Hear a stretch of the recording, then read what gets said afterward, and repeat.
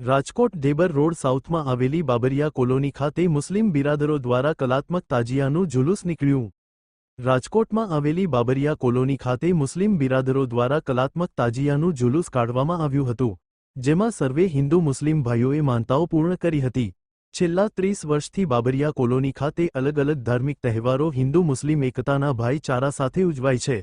આજે વરસાદી માહોલ વચ્ચે પણ તાજિયા કમિટી દ્વારા બનાવવામાં આવેલ અલગ અલગ તાજિયા ખાસ આકર્ષણનું કેન્દ્ર બની રહ્યા હતા। સાથે આમ ન્યાજનું પણ આયોજન કમિટી દ્વારા કરવામાં આવ્યું હતું। અહેવાલ ગિરિરાજસિંહ રાણા।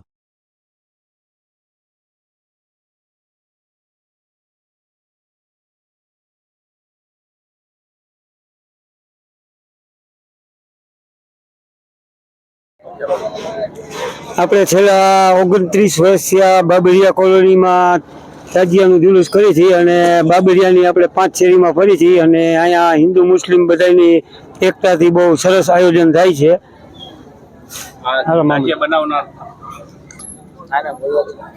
યા દેવસેન તાજિયા કમિટી 30-35 વર્ષે બની રહ્યું છે। કોઈ જાતની કઈ મગજમારી કાંઈ થતી નથી।